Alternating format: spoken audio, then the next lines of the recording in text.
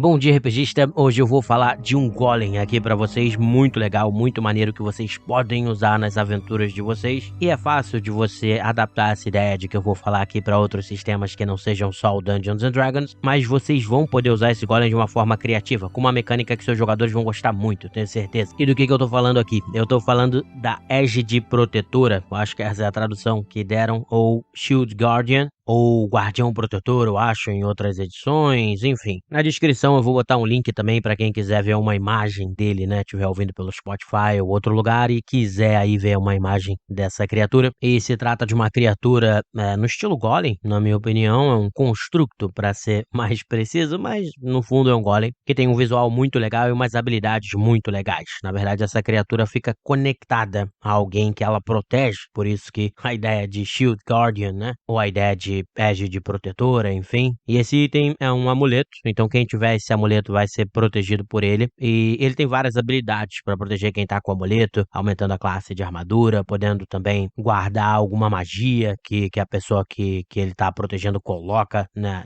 na Égide Protetora aí, no Shield Guardian. Então ele já é um barato de você usar por todas essas mecânicas que ele tem, mas eu usei ele de um jeito legal numa dungeon minha, que eu acho que vocês podem usar também, que dá uma mecânica pra dentro da dungeon que fica muito divertida. Porque aí você joga um negócio diferente ali pros jogadores, né? E isso é sempre legal. Aliás, vocês podem até dizer aí nos comentários do YouTube, ou pra quem estiver ouvindo pelo Spotify, tem uma caixinha de comentário lá, se vocês gostaram da ideia, se vão usar, como vão usar, que eu vou ler tudo, pode ter certeza. Mas qual é a ideia aqui? Os meus jogadores, eles acabaram entrando num lugar muito antigo, uma cidadela anciã que tinha sido abandonada, alguma coisa tinha acontecido ali que eles não sabem muito bem, não vou dar tantos detalhes porque eles podem ouvir, a gente ainda tá jogando esse RPG, mas alguma coisa tinha acontecido nessa cidadela e basicamente ela estava abandonada, mas tinham vários fantasmas que eles tinham que enfrentar e tudo mais. E aí o que eles não sabiam é que dentro desse local tinha um poço que levava para um andar mais abaixo, que eles acabaram chegando, e eles já estavam muito feridos quando eles chegaram nesse poço e acabaram voltando, mas em volta desse poço tinha um cadáver ali de um dos magos que protegia essa cidade, tinha esse amuleto que conectava a um guardião, só que a ideia que era legal é que se eles chegassem primeiro nesse mago, eles iam poder descobrir o amuleto, colocar o amuleto e controlar o guardião que estava ali, porque o guardião ele estava, vamos dizer assim, dormente. Mas qual foi a ideia que eu criei? Que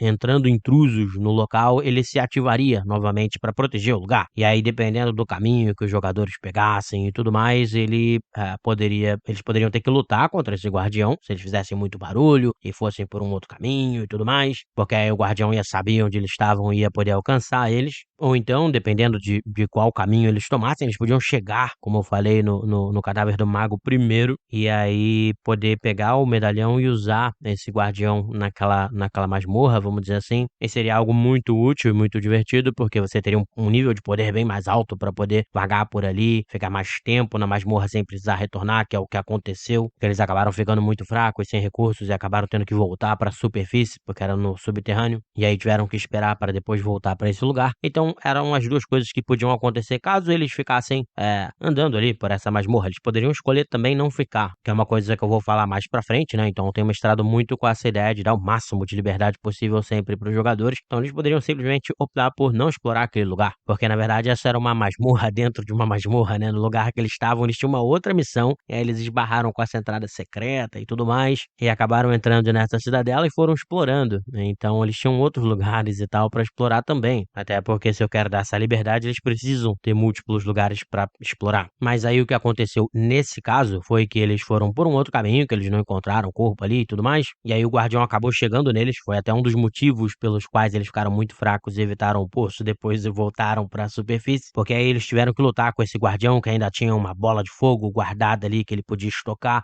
então já chegou deixando eles muito feridos, porque parte da ideia dessa mecânica que eu tô colocando aqui é o quê? É que eles estejam no nível ali 5 ou 6, porque o Shield Guardian, se eu não me engano, a dificuldade é 7, então o encontro contra ele seria algo razoavelmente mortal, especialmente se o grupo já estiver mais ferido e tudo mais, para que seja algo chocante chocante mesmo, que eles corram até algum risco de perder a luta ali. Até porque numa masmorra você vai conseguir ouvir o guardião vindo, porque ele vai fazer barulho. Então eles vão ter um tempo pra se preparar, ou pra fugir, procurar outro caminho, etc. No caso do meu jogo, eles resolveram ficar, porque eles estavam com a ajuda também de alguns elementais. Então vale lembrar isso, né? O guardião, eles eram acho que nível 5, mas eles estavam com um elemental pra ajudar eles. Então tomem cuidado na hora de fazer essa batalha mortal. Então, por eles estarem com esse elemental, eles acharam que dava pra encarar o bicho, apesar da descrição que eu tinha dado, que eles conseguiram ver de longe e tudo mais. Mesmo assim, eles quase morreram. Mas eles conseguiram sobreviver, só que isso ficou marcado, que então, sem ter um elemental ou alguma coisa assim, e se você for colocar que ele tá com alguma magia carregada, que foi como eu fiz, dele ter uma fireball ali, né, uma bola de fogo, talvez seja melhor você só colocar se o grupo tiver no nível 6 ou até 7 mesmo, que seria o mais indicado, para você não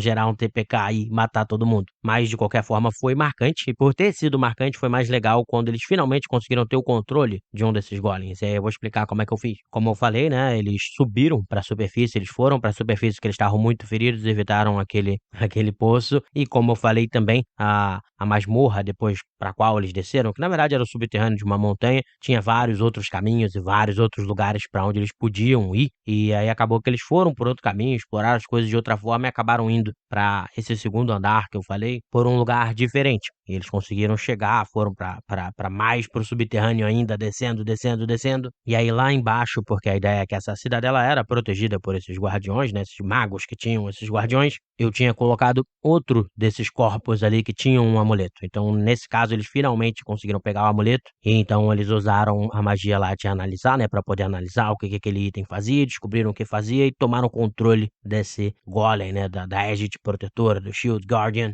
E aí, exatamente porque eles já tinham enfrentado uma empolgação foi bem maior, a recompensa e tal foi bem maior. E aí foi muito legal, porque eles passaram a ter essa criatura que protegia um dos personagens, e até por causa dessa proteção, eles se sentiam mais seguros pra andar pela masmorra, pra explorar, pra fazer as coisas. Até porque nesse jogo eu já tinha deixado claro pra eles prestarem atenção, pra eles tomarem cuidado, porque o perigo aqui é complicado. Eles podem se meter em lugares onde eles não deviam ir. E isso, na verdade, aconteceu algumas vezes, e eles se salvaram por pouco em várias delas, mas tendo esse guardião, eles se sentiram mais seguros pra explorar mais. Mais ou menos como aconteceu com o próprio elemental de fogo lá que eu tinha falado, né? Mas o elemental de fogo foi uma outra história relativa a uns fungos que eu criei que reagem com umas piscinas bem específicas que são raras de encontrar no mundo, e que aí tinha nessa cidadela, e um dos fungos invoca um elemental, mas enfim, isso pode ser história para outro podcast. Mas então, tendo esse guardião, eles se sentiram mais seguros pra explorar, e foi divertido. Depois eles chegaram a ir pra superfície com esse guardião e usar ele de algumas formas e tal, e foi bem legal, foi bem divertido.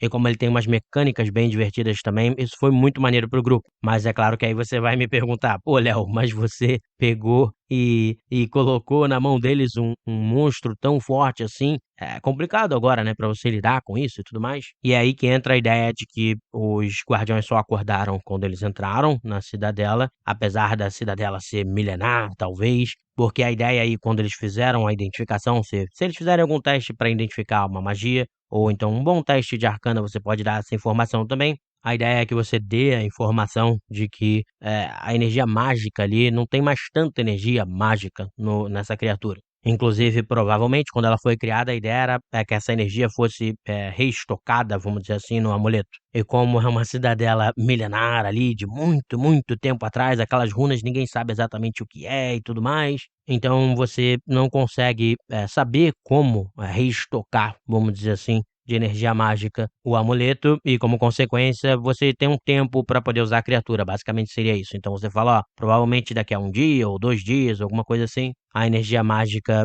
vai acabar e a criatura vai, entre aspas, né, ser desfeita, morrer, enfim. E aí pronto, você acabou de criar uma mecânica muito legal dentro de uma masmorra em que eles vão poder usar algo muito divertido e que é limitado, tem uma limitação de tempo, depois daquele tempo acabou. É legal que você, colocando uma limitação de tempo e não de espaço, de ser dentro da masmorra, você abre a possibilidade dos jogadores usarem de forma criativa o guardião, levar para a superfície, aproveitar ele para fazer alguma coisa que eles queriam e que era impossível, e coisas desse tipo. Você dá mais liberdade. E mal ou bem, você dá tanta liberdade que isso pode gerar até outros ganchos no futuro, que eles podem levar o bicho para a superfície. Pode ser que acabe a energia mágica, como eu falei, e a missão de um deles seja descobrir que runas são essas, como é que eu faço para poder criar mais monstros desse tipo, para poder reativar esse que a gente conseguiu. E aí olha como às vezes, você ter botado só uma mecânica legal dentro de uma masmorra vai te gerar uma nova, possibilidade de aventura que envolveria aí eles tentarem descobrir essas runas anciãs.